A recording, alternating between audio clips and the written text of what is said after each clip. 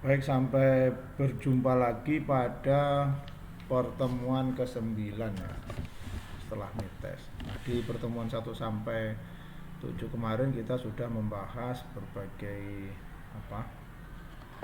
topik, termasuk di sana ada struktur sekuen, struktur percabangan, baik percabangan sederhana maupun percabangan bersarang. Nah, pada pertemuan ini kita mulai membahas tentang perulangan, merupakan bagian dari 3 struktur algoritma, yaitu berurutan atau sekuen, kemudian percabangan, dan bagian yang terakhir adalah perulangan.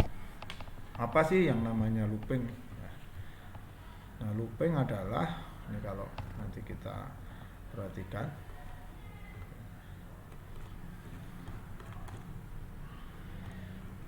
dia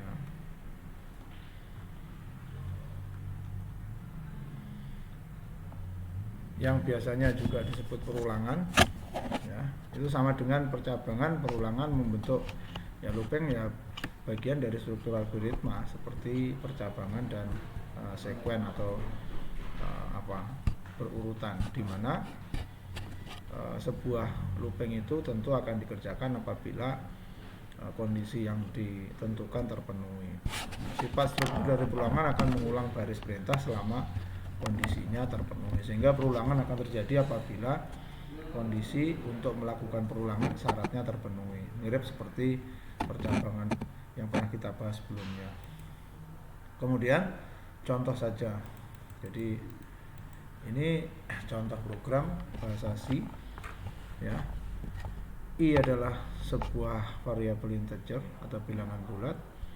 Kemudian ini digunakan struktur for ya, for I dari 1 ya, selama I-nya kurang dari 5 ya, dan setiap selesai melakukan looping 1 kali, I-nya ditambah 1. Jadi begitu, sehingga di sini akan diperoleh cetakan kalimat ISB Atmaluhur ya, sejak I-nya 1 kemudian dicetak, kemudian I-nya ditambah 1 jadi 2 masih kurang dari 5, cetak lagi, I-nya ditambah 1 lagi jadi 3, dan seterusnya, sehingga ini membentuk looping atau perulangan sebanyak 5 kali.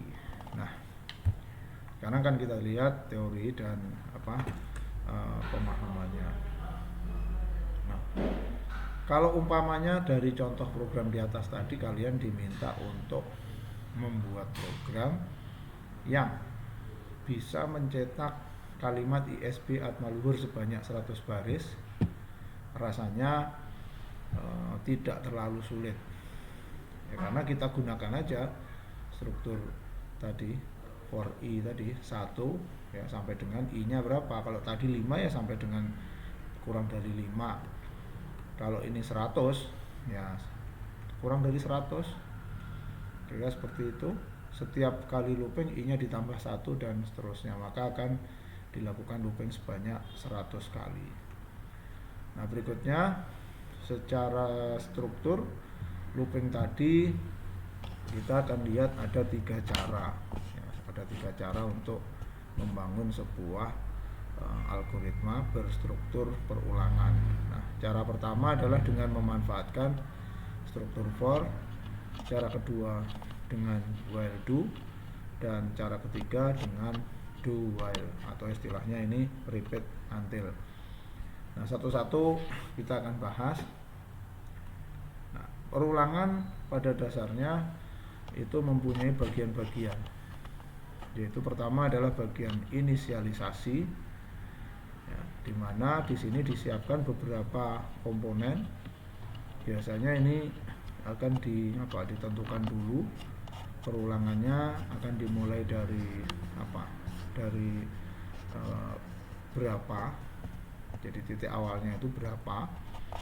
Kemudian nanti pada setiap perulangan harus direncanakan setiap kali melakukan perulangan terjadi pergeseran berapa, dan kemudian akan diselesaikan setelah berapa kali perulangan. Jadi di bagian awal ini dibutuhkan rencana perulangannya itu sendiri. Nah, yang kedua adalah prosesnya sendiri. Nah, biasanya ini merupakan bagian dari struktur perulangan yang dieksekusi di dalam setiap perulangannya sendiri. Jadi artinya ini yang sebenarnya perintah-perintah yang nanti akan diulang-ulang dikerjakan apabila kondisinya terpenuhi. Berapa kali sesuai dengan jumlah perulangan yang masih berjalan sesuai dengan syarat perulangannya itu sendiri. Nah, bisa berapa baris? Tidak ada batasnya. Bisa saja satu statement, 2, 3, 4, 100 dan seterusnya sesuai dengan kebutuhan instruksi apa yang memang harus diulang pada setiap proses perulangan. Nah, yang ketiga juga harus dijelaskan atau didefinisikan iterasi. Iterasi ini sebenarnya tadi di dalam setiap perulangan itu sebenarnya akan kita lakukan perubahan counter ya, perubahan penunjuk.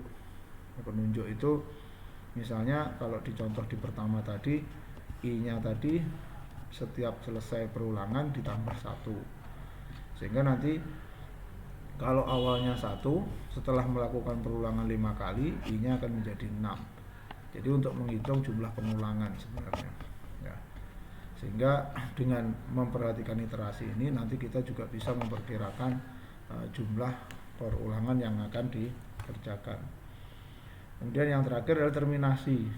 Ya, pada bagian perulangan yang juga harus penting bahwa dalam struktur pengulangan itu dan struktur algoritma itu harus selesai, harus terminasi, harus ada titik berhenti.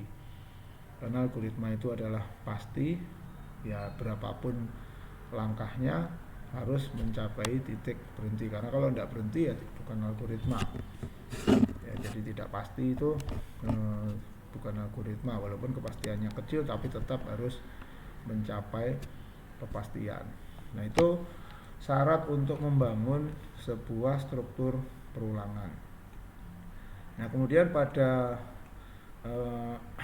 jenis struktur perulangan pertama tadi kita mengenal dengan for ya.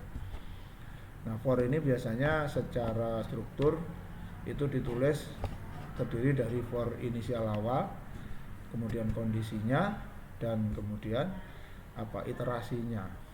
Nah, baru di dalamnya terdapat statement yang harus dikerjakan berulang-ulang, dan setelah itu diberikan instruksi next ya kalau sudah selesai. Nah, ini kalau dalam listing program berbahasa C contohnya yang di atas tadi. Nah, kalau digambarkan seperti ini. Jadi kalau digambarkan dengan menggunakan flowchart kira-kira seperti ini. Jadi inisialisasi, kemudian kondisi, jika true maka dilakukan pengulangan, jika false maka pengulangannya tidak dikerjakan atau statementnya tidak dikerjakan, dan kemudian menuju ke next instruction atau ke end ya, ke end algoritmnya. Nah, itu kalau menggunakan for. Ya, contoh ya, ini kembali contoh yang tadi. Didefinisikan sebuah variabel bernama I bertipe bilangan bulat, I-nya diberi nilai awal 1, kemudian kondisinya selama I-nya masih kurang dari atau sama dengan 5, dan setiap selesai melakukan perulangan 1 kali I-nya ditambah 1. Jadi iterasinya itu hitungan perulangannya dihitung dengan loncat satu-satu sampai nilainya lebih kecil atau sama dengan 5. Ini program contoh pertama di atas tadi. Nah, untuk itu silahkan dicoba untuk pertemuan ini nanti untuk bahan praktikum, dan kemudian nanti di minggu depan kita akan melanjutkan dengan struktur perulangan dengan struktur while. Demikian, semoga bermanfaat perulangan atau looping dengan for yang kita pelajari kali ini, dan sampai jumpa pada pertemuan ke-10. Terima kasih, salam budi luhur.